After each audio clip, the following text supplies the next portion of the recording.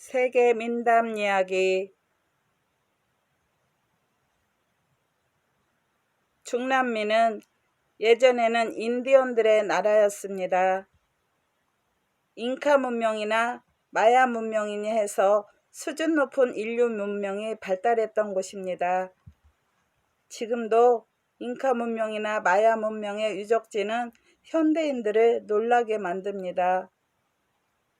그 옛날에 어떻게 그토록 엄청난 건축물을 짓고 아름다운 조각을 만들었는지 아직도 잘 모릅니다.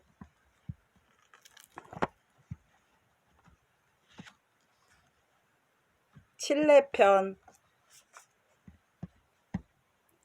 제목: 사자와 사람.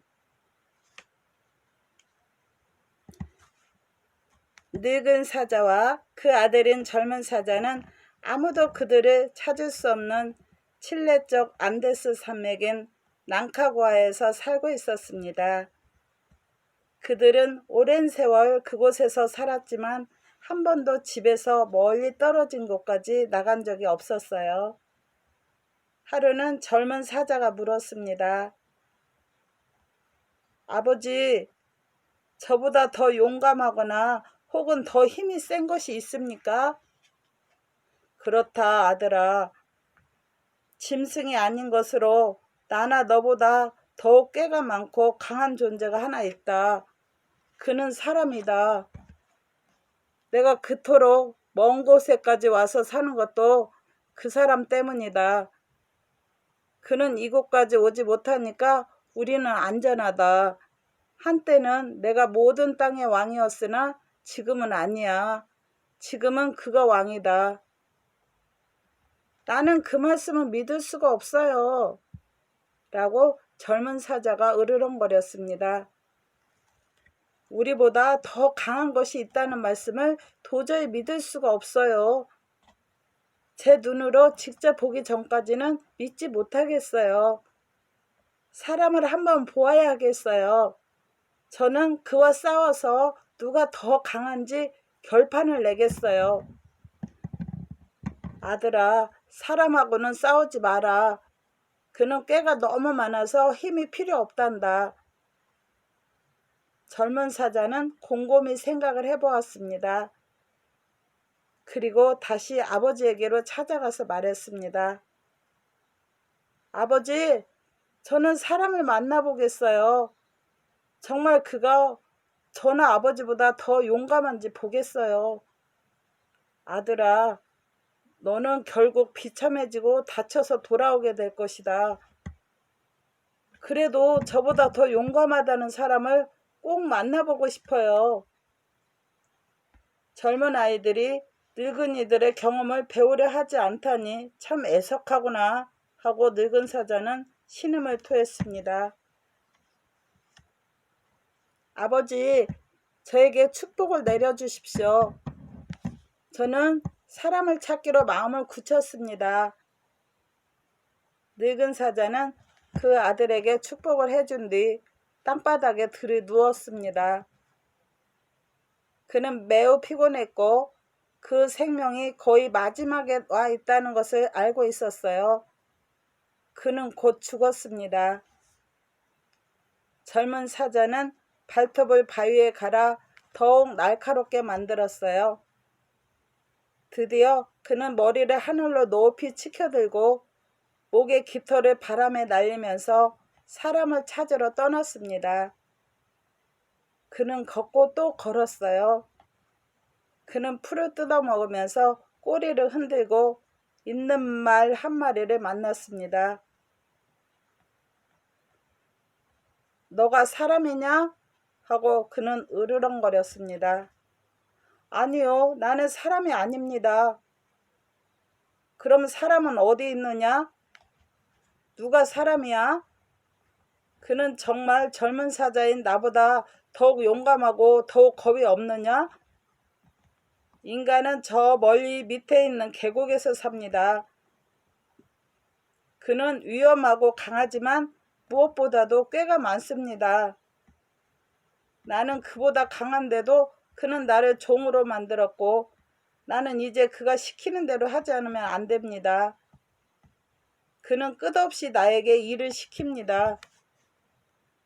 그는 어디를 가고 싶으면 내 등에 올라타고 내가 그가 가자는 대로 가지 않으면 내 몸을 새로 만든 박차로 찌릅니다.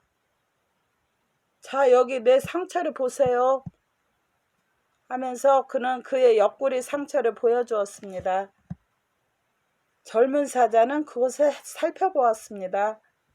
그리고 말했어요. 너는 미련하고 겁쟁이로구나. 사람은 나에게는 그렇게 못해. 나는 그를 만나서 그렇게 말해주겠어. 그는 계속 걷다가 꼬리를 치면서 새김질을 하고 있는 황소 한 마리를 만났습니다. 너가 사람이냐? 하고 그는 으르렁거렸습니다. 아니요, 나는 사람이 아닙니다. 라고 말하면서 황소는 몸을 떨었습니다. 사람은 어디에 있느냐? 나는 그를 만나야겠다. 너는 그를 아느냐? 그는 용감하니? 그는 정말 힘이 세냐? 그렇습니다. 나는 크고 그는 작은데도 그는 내 목에다가 큰 바위처럼 무거운 멍에를 씌울 수 있고 나는 수레나 사람을 끌어야만 합니다. 때로는 나는 그의 가족 전부를 끌어야 할 때도 있습니다. 너는 바보다. 라고 젊은 사자는 으르렁거렸습니다. 나는 사람을 만나야겠다. 너의 이야기는 믿을 수가 없어. 저 계곡으로 걸어 내려가십시오. 사람은 거기서 삽니다. 젊은 사자는 계속 걸어서 계곡으로 내려갔습니다. 그는 햇볕 속에 누워서 눈을 깜빡이고 있는 개 한 마리를 만났습니다. 너가 사람이냐? 하고 젊은 사자는 으르렁거렸습니다. 아니요, 나는 사람이 아니에요. 개는 껑충 뛰어오르면서 짖었습니다. 나는 사람을 만나고 싶다. 하고 젊은 사자는 으르렁거렸습니다. 정말 사람을 만나고 싶어요? 하고 개가 짖었습니다. 그렇다. 그것도 빨리. 그렇게 하는 거야 쉽습니다. 너는 사람을 잘 아느냐? 그렇습니다. 그는 나의 주인입니다. 나는 그가 말하는 대로 복종할 뿐만 아니라 그를 좋아합니다. 그거 참 이상하구나. 너는 그가 시키는 대로 무엇이든지 복종하면서도 그를 좋아한다? 그렇습니다. 나는 사람을 만나야겠다. 즉시 그렇게 하도록 해라. 잠깐만 기다리십시오. 개는 그렇게 말했습니다. 그는 곧 이 자리에 나타날 것입니다. 개는 뛰어가다가 들에서 일하고 있는 그의 주인을 만났습니다. 주인님! 하고 개가 짖었습니다. 젊은 사자가 주인님을 만나자고 합니다. 총을 가지고 나오세요. 제가 그를 이리로 불러오겠습니다. 개는 달려서 젊은 사자에게로 갔습니다. 이리 와요 하고 그가 말했어요. 우리 주인이 밭에서 기다리고 계십니다. 사자는 개를 따라서 사람이 일하고 있는 밭으로 왔습니다. 너가 사람이냐? 하고 젊은 사자가 물었어요. 남들이 그러는데 너가 나보다 더 용감하다고 그러더군. 그걸 보아야겠다. 사람은 웃고 말했습니다. 내가 너보다 더 용감한지 어떤지는 모르겠다. 사람들은 그들이 생각나는 대로 말하니까. 너가 정말 용감한지 어디 좀 보자. 내가 힘이 강한지 그것도 보자. 나와 싸우자. 나는 너와 싸울 이유가 없다. 너가 만일 나에게 욕설을 퍼부으면 내가 화가 나서 너와 싸우게 될 것이다. 좋다. 하고 사자가 으르렁거렸습니다. 너는 더러운 놈이다. 너는 도둑놈이고 노예몰이꾼이다. 또 불쌍한 짐승을 때리고 학대하는 놈이다. 너는 강도다. 너는 그렇고 그런 놈이다. 어디 너의 용기와 용감성을 보여라. 젊은 사자는 거기서 말을 끊었습니다. 그는 더 이상 사람을 무엇이라고 불러야 할지 몰랐기 때문이에요. 그러자 사람이 말했습니다. 그래, 넌 나에게 꽤 그럴듯하게 욕을 했다. 나도 이제 화가 났으니 이제는 내가 너를 욕해야겠다. 그러면 우리는 둘이 모두 화가 나서 싸우게 될 것이다. 너는 여러 말로 나에게 욕을 했지만 나는 딱 한마디만 하겠다. 그것도 아마 1000마디 말로 충분할 것이다. 사람은 총을 들어서 젊은 사자를 겨냥한 뒤 빵! 하고 총을 쏘았습니다. 그러면서 그는 입으로도 빵! 하고 소리를 질렀습니다. 젊은 사자는 타는 듯한 고통을 느꼈습니다. 그는 기겁을 해서 도망치면서 아야, 아야, 아이고, 아이고 하고 소리를 질렀습니다. 그는 아픈 다리를 끌며 뛰고 또 뛰어서 그가 항상 그의 아버지와 함께 안전하게 살았던 그 산 높이까지 올라갔습니다. 그는 거기에 앉아서 상처를 핥았습니다. 아이고, 아야, 아버님이 오르셨어. 사람은 나보다 강해. 그는 매우 강해. 나는 여러 마디 욕을 했는데도 그는 웃었고, 그는 막대기로 딱 한마디만 했는데도 나는 상처를 입고 다쳤어. 그가 만일 여러 마디 말을 했으면 내 몸이 어찌 됐겠어? 내 몸은 아마 갈기갈기 찢어졌을 거야. 다시는 사람 옆에 가지 말아야지. 그리고 그는 가지 않았습니다. 그래서 사자는 항상 산속에서만 삽니다.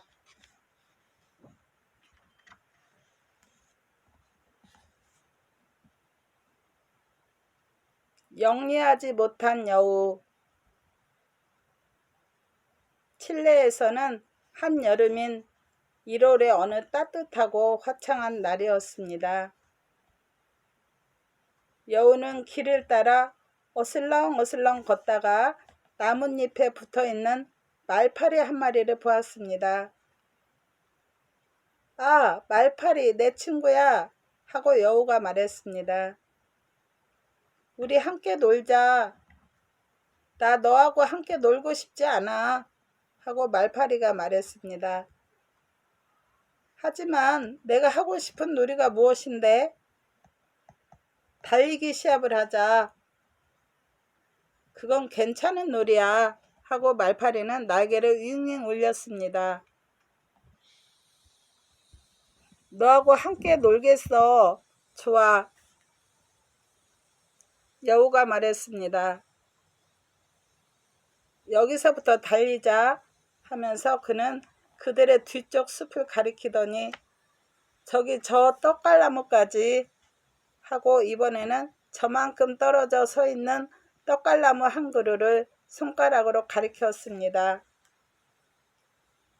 그래, 알맞은 거리야 하고 말파리가 말했습니다. 거기까지 너하고 경주를 하자. 그래, 그럼 하고 여우가 말했습니다. 우선 준비를 하자. 저기 뒤쪽 숲으로 함께 가자. 그래서 그들은 함께 뒤로 후퇴해서 거기서 준비를 했습니다. 자, 출발! 하고 여우가 외쳤습니다. 그리고 그들은 달리기 시작했어요. 여우는 빨리 달렸지만 말파리는 달리는 대신 여우의 털복숭이 꼬리에 조용히 매달려 있었습니다. 여우는 계속 달렸고 말파리는 여우 꼬리에 매달려 생쥐처럼 조용히 앉아 있었습니다. 문득 길가에 빨갛게 익은 산딸기들이 여우의 눈에 띄었습니다. 저 싱싱한 산딸기들을 좀 먹고 싶은데 라고 여우는 생각했어요. 그는 뒤를 돌아다 보았습니다. 말파리는 보이지도 않는군. 불쌍한 것 같으니 지금쯤 땅바닥을 천천히 기어오고 있는 모양이군. 시간은 얼마든지 있다. 그래서 여우는 산딸기를 따먹기 시작했어요. 하나하나 따먹는 산딸기는 무척 맛이 좋았습니다. 굉장히 달구나 하고 여우는 중얼거렸습니다. 아직도 좀 더 먹을 시간이 있지. 날파리보다 먼저 떡갈나무까지 달려갈 시간은 충분해. 날파리는 아직도 여우 꼬리에 붙어 있으면서 싱긋이 웃었습니다. 여우는 주위를 돌아다 보았어요. 날파리는 어디 있는지도 모르겠군. 그 애는 너무 느린 보야. 시간은 아직도 충분하고도 남아. 날파리는 터져나오려는 웃음을 참기가 힘들 정도였습니다. 자, 이제 산딸기도 먹을 만큼 먹었으니 떡갈나무까지 달려가서 완전히 경주의 승리자가 돼야지 하고 여우는 중얼거렸어요. 그는 사뿐사뿐 가볍게 달려갔습니다.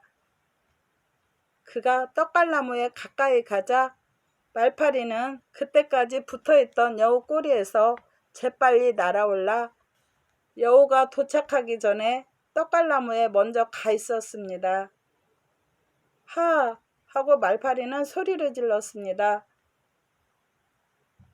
경주는 내가 이겼어. 난 벌써 여기에 와 있었지. 여우는 놀랐습니다. 그럼 너보다 먼저 와 있었지. 내가 이겼어. 내게 졌으니 이제 상품을 내놔. 싫어. 못 내놓겠어. 내놔야 해. 못 내놓겠어. 넌 내가 널 잡아먹지 않은 것만도 다행으로 생각해야 해. 정말 내놓지 않으면 좋지 않을 거야. 하고 말파리가 화난 얼굴로 말했습니다. 못 내놓겠다. 후회할 텐데. 못 내놓겠다. 그래, 결국 내놓게 될 거야. 말파리는 그러더니 자기의 형제 자매들, 친구들, 친척들을 모두 불렀습니다. 말파리 수백 마리가 날아왔습니다. 그들은 기며 날며 윙윙거리면서 여우를 둘러쌌어요. 그들은 여우의 코를 물어 뜯었습니다. 그들은 여우의 귀를 깨물었습니다. 그들은 여우의 배를 물어 뜯었어요. 그들은 여우의 몸통 어디에나 때려지어 달려들었습니다. 여우는 꽁지가 빠져라 하고 도망갔지만 말파리들은 공격을 멈추지 않았어요. 말파리들은 그가 달려가는 곳이면 어디든지 함께 갔습니다. 여우는 물속으로 뛰어들었지만 말파리들은 그래도 물어뜯기를 멈추지 않았습니다. 그는 물속에서 뛰어나와 숲속으로 달려갔지만 그들은 여전히 물어뜯었습니다. 그는 말파리들이 물어뜯지 않을 자리를 찾을 수가 없었어요. 그들이 물어뜯고 또 물어뜯어서 마침내 여우는 흔적도 없어졌습니다.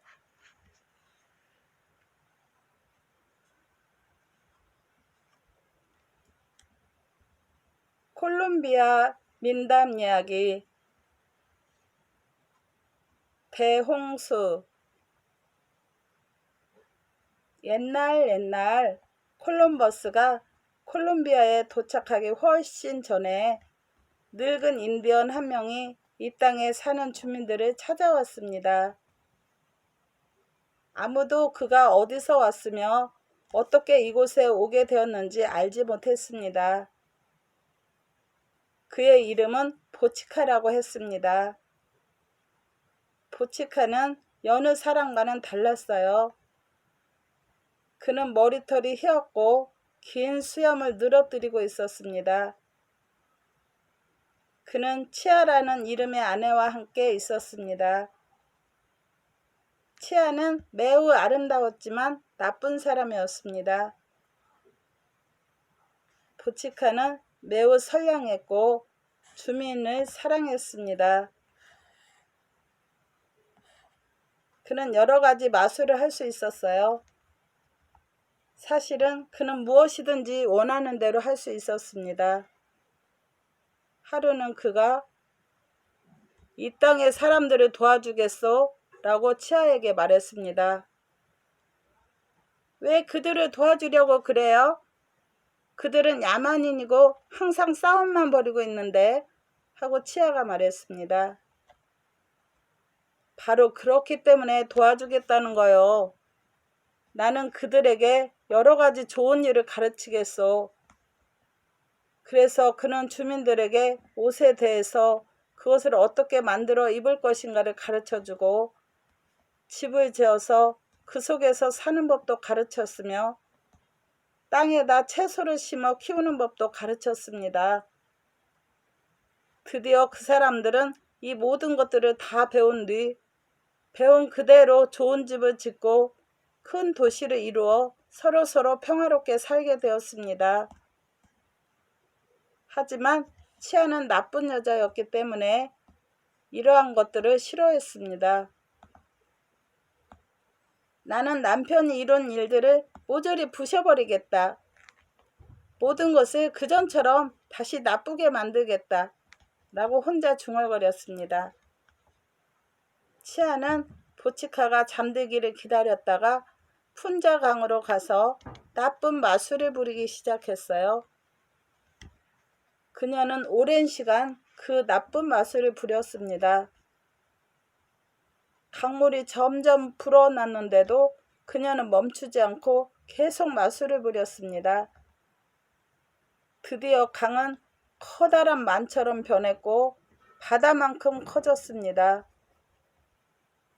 바닷물이 마을과 도시로 밀려들었습니다. 바닷물은 들판과 집들을 휩쓸어 버렸습니다. 바닷물은 나무를 비롯해서 땅에 심어진 모든 식물들을 부러뜨렸습니다. 물결은 모든 것 위로 넘쳐 흘렀어요. 사람들은 놀라서 아이들과 함께 도망쳤습니다. 물결은 그들 위를 덮쳐서 사람들은 거의 물에 빠져 죽었습니다. 오직 높은 산으로 기어오른 사람들만이 겨우 목숨을 건졌어요. 잠에서 깨어난 보치카는 자기 아내가 저지른 무서운 재앙을 보았습니다. 왜 이런 짓을 저질렀소? 하고 그는 물었습니다. 여기 사람들은 나쁜 사람들이라고 내가 말했죠? 당신은 그들을 도와주지 않았어야 했어요. 하고 그녀가 말했습니다. 그들은 좋은 사람들이었는데 당신이 그들의 나쁜 점만 보았던 것이오. 나는 당신을 처벌할 것이오. 치아는 겁이 나서 입을 열지 않았습니다. 이 땅에서 물러가시오. 하고 보치카가 말했습니다. 멀리, 아주 멀리 가서 다시는 돌아오지 마시오. 이제 더 이상 당신은 아무에게도 해를 끼치지 못할 것이오. 지금 당장 사라지시오. 치아는 도망갔습니다. 그녀는 달리고 달려서 지구가 작은 섬처럼 보일 때까지 멀리 도망갔습니다. 그녀는 그곳에서 머물면서 다시는 돌아오지 않았어요. 그녀는 하늘로 올라가서 달이 되었습니다. 그녀는 밤에만 나타나서 지구를 비출 수 있었습니다. 그녀는 지금도 그곳에 그대로 머물고 있어요. 그러나 보치카는 산속으로 피한 사람들과 함께 머물면서 그들을 구했습니다. 그들은 비록 산 꼭대기에 올라와 있었지만 여전히 사방이 물로 덮여 있었어요. 그들이 둘러보는 곳마다 모두 성난 물결의 소용돌이 뿐이었습니다. 보치카는 비록 노인이었지만 어느 누구보다 더 강했습니다. 그는 그 힘센 손으로 산에다 커다란 구멍을 뚫었어요. 그는 커다란 바위를 마치 나무 막대기처럼 쉽게 깨뜨렸습니다. 그러자 바닷물은 가파른 산비탈을 거치게 뛰어넘으며 흘러내렸습니다. 그러한 일이 벌어졌던 곳이 오늘날의 테켄다마 폭포입니다. 그 떨어지는 물은 무시무시한 천둥 소리를 냈고 물안개와 햇빛 속에서 무지개를 만들었습니다. 물이 모두 빠지고 땅이 마르자 보치카는 다시 한번 주민들에게 집 짓는 법과 땅 일구는 법을 가르쳤습니다. 그들은 전에 그들이 살던 대로 아니 보다 더 잘 살게 되었습니다. 보치카는 이 모든 것을 본 다음 멀리 어느 성스러운 곳으로 갔고 지금도 그곳에서 살고 있습니다.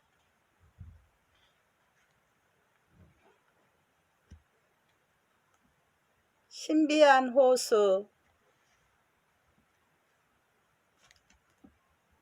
후안 마르트는 콜롬비아 안데스 산맥 높은 곳에서 살았습니다.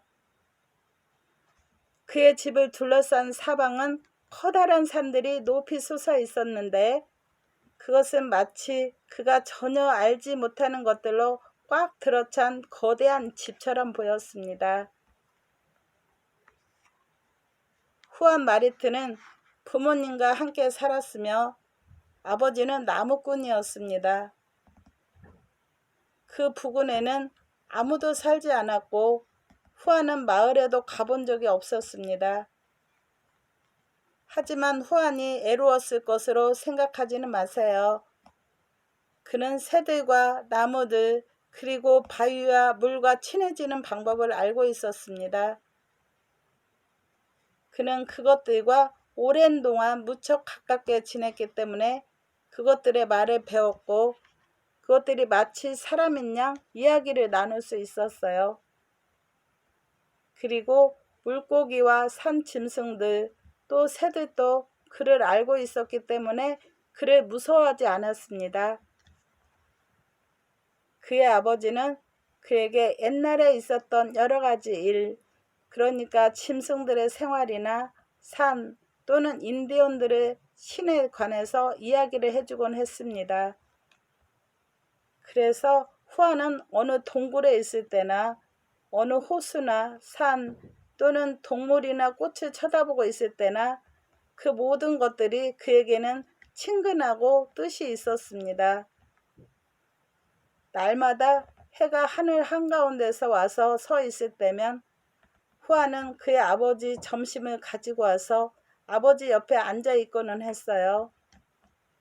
그리고 아버지가 점심을 끝내고 나면 후안은 집으로 돌아갔습니다. 그럴 때면 그는 천천히 걸으면서 그의 바깥 세계 친구들을 방문하기 위해 발걸음을 멈추고는 했습니다. 때로는 길가에 앉아 새들의 노랫소리나 물 흐르는 소리를 듣기도 했습니다. 어느 날 그는 그가 잘 알고 있는 에메랄드빛 녹색 호숫가에 앉아 있다가 문득 이 호수에 대해서 아버지가 자주 들려주던 이상한 이야기를 기억에 떠올렸어요. 아주 옛날 인디언들은 이곳에서 자기들의 신에게 예배를 드렸답니다. 인디언들은 이 호수 속으로 금으로 만든 새나 짐승, 상 또는 에메랄드나 보석을 제물로 던졌습니다. 소문에 의하면 1년에 한 번씩 한 공주가 황금색 거위의 형태로 몸을 바꾸어서 역시 황금색 거위들로 변신한 형제 자매들과 함께 수면으로 떠오른다고 합니다. 역시 소문에 의하면 그 황금색 거위는 신성한 묵주를 사용하여 잡을 수 있다고 하는데, 하지만 그 여러 마리를 모두 한꺼번에 잡아야만 한다는 것이었어요. 만일 그 가운데 한 마리라도 놓치면 모든 거위들이 전부 사라져 버리는 것입니다. 그러나 만일 누가 그 거위들을 모두 붙잡기만 하면 그는 이 세계에서 그 어느 누구보다 부자가 될 수 있었어요. 그 초록빛 호숫가에 앉은 채 후안이 몇백 번도 넘게 그 이야기를 머리에 떠올리고 있는데, 갑자기 커다란 거위 한 마리가 수초를 헤치며 헤엄쳐 나왔고, 그 뒤를 다리가 기다란 작은 새 상쿠도 한 마리가 따라 나왔습니다. 새들은 물가에서 헤엄치기를 멈추고 후안을 쳐다보았으나 도망가지 않았습니다. 그 두 마리의 새는 서로 이야기를 하고 있었어요. 거위가 상쿠도에게 말했습니다. 내 친구 상쿠도야, 나는 이제 떠나야 해. 추운 겨울이 닥치고 있으니 나는 어딘가 따뜻한 곳을 찾아가야만 한단다. 내 친구 거위야, 하고 상쿠도가 말했습니다. 그럼 오늘 꼭 떠나야만 하니? 하루나 이틀만 더 묵으면 아주 굉장한 것을 구경할 수 있을 텐데. 내일은 황금색 거위와 그 새끼들이 호수로 나오는 날이야. 그들이 호수로 나오는 날은 1년 중에 딱 한 번밖에 없어. 정말 볼만한 구경거리야. 그래?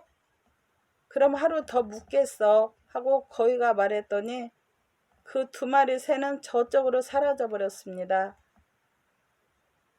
후안은 흥분해서 꽝충 뛰었습니다. 내일이 바로 그날이라니. 후안도 물론 그 자리에 있어야만 합니다. 그는 집으로 돌아왔지만 아무에게도 그 이야기는 하지 않았어요.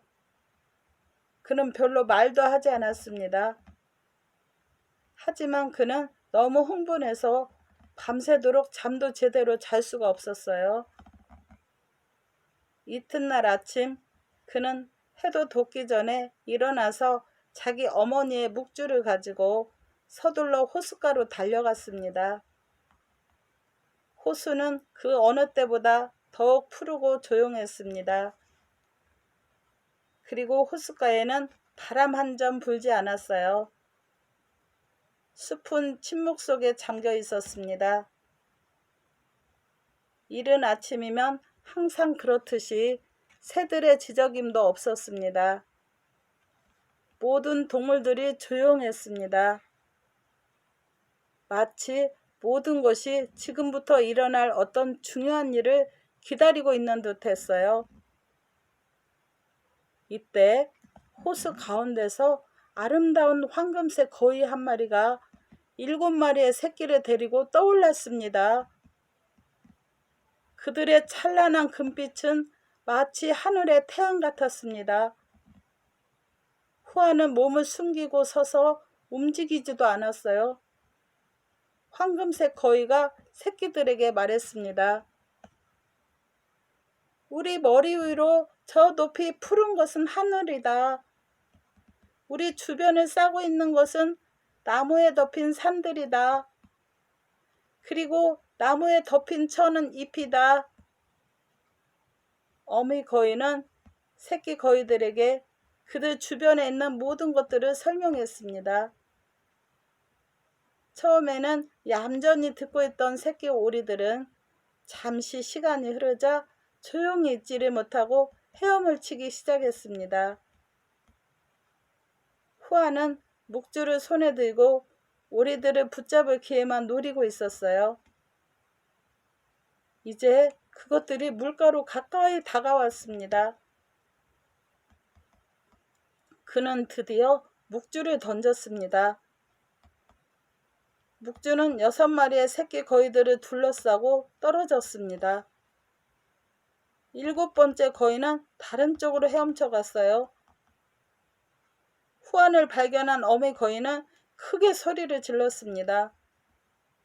그러자 어미 거위와 7마리 새끼들은 물속으로 사라져 버렸습니다.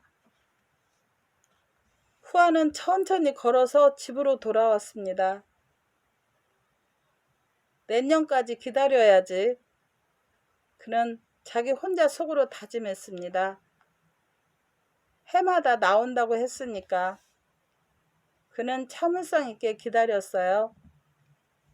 그리고 준비를 했습니다. 그는 크고 긴 묵주를 구해서 그것을 던지는 연습도 했습니다.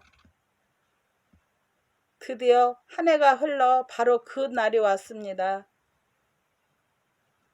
해가 떠오를 무렵에는 후안은 이미 그곳에 나와서 기다리고 있었어요. 작년과 똑같이 호수는 조용했고 바람도 없었으며 모든 동물들도 조용했습니다. 후안은 수풀 뒤에 숨어서 묵주를 손에 들고 있었어요.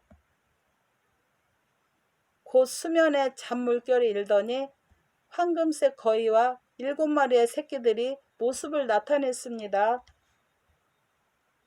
어미는 새끼들에게 그 주변에 있는 것들을 또다시 설명하기 시작했고, 새끼들은 또다시 한동안 듣고 있다가 또다시 참지 못하고 헤엄을 치기 시작했습니다.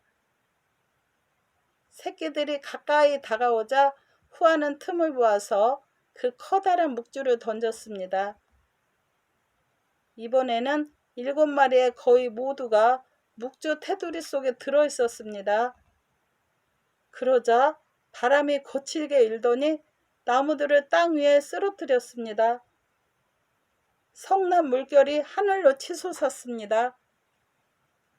바람은 물결을 내몰았고 물결은 물가를 때렸습니다. 후안은 물보라 때문에 거의 눈도 뜰 수 없었어요. 갑자기 모든 것이 이전처럼 조용해지더니 후안의 눈앞에 아름다운 금발머리의 소녀가 역시 그녀와 똑같은 색깔의 머리를 가진 7명의 예쁜 아이들과 함께 서 있었습니다. 당신은 그런 짓을 하지 말았어야 했어요. 소녀가 말했어요. 당신은 누구요? 하고 후안이 물었습니다. 나는 키라예요. 칩차의 공주예요. 나는 이 호수에서 아주 오래오래 살아왔는데 이제 당신 때문에 돌아갈 수 없게 됐어요. 저 아이들은 자식들입니까? 아니에요. 저 아이들은 모두 내 동생들이에요. 이제 우리는 아무도 호수 및 우리들의 에메랄드와 황금으로 지은 궁궐로는 돌아갈 수가 없어요. 아가씨는 어떻게 물 및 호수 속에서 살았죠? 물 밑에서는 물고기가 아니면 못 사는데 우리는 호수 속 황금과 반짝이는 초록빛 에메랄드로 지은 아름다운 궁궐에서 살아요. 우리 궁궐의 천장과 마루는 에메랄드로 덮여 있어요. 물빛이 저렇게 초록색인 것도 그 때문이에요. 우리는 그곳에서 수백 년 동안 살아왔어요. 한때는 이곳에 인디언들이 그들의 신을 예배하던 큰 사원이 있었어요. 그러나 백인들이 찾아오고 그들이 에메랄드와 금 그리고 심지어는 우리의 목숨까지 욕심내자 우리 아버지께서 강력한 마술을 우리에게 걸어 우리는 물밑으로 들어가게 됐어요. 우리는 1년에 한 번 하루 동안 황금 거위가 되어 물 위로 올라와요. 그 다음에 우리는 다시 호수 및 저 우리 궁궐로 되돌아가죠. 그러나 이번에는 당신이 그 묵주로 우리의 마술을 깼기 때문에 다시는 되돌아갈 수가 없게 됐어요. 우리는 이제 모두 불행하게 될 거예요. 후안이 보기에는 공주가 거의 울 것 같은 표정이었습니다. 그는 매우 친절한 소년이었기 때문에 소녀와 소녀의 어린 형제들에게 무척 미안했습니다. 난 여러분들을 돕고 싶어요. 하고 후안이 말했어요. 내가 저지른 짓이 후회돼요. 우리를 도와줄 방법이 있어요. 하고 공주가 말했습니다. 어떻게요? 당신은 우리를 본 유일한 사람이에요. 이곳에서 무슨 일이 일어났는지 아는 사람은 아직 아무도 없어요. 따라서 당신이 만일 우리와 함께 가주기만 하면 우리는 호수 밑으로 돌아갈 수 있어요. 내가 호수 밑바닥으로 내려간다고요? 그래요. 그것만이 유일한 방법이에요. 우리 집은 대단히 아름다울 뿐만 아니라 당신이 원하는 것은 모두 가질 수 있어요. 그럼 나는 다시는 집으로 돌아오지 못하고 부모 형제들을 만날 수 없겠죠? 맞아요.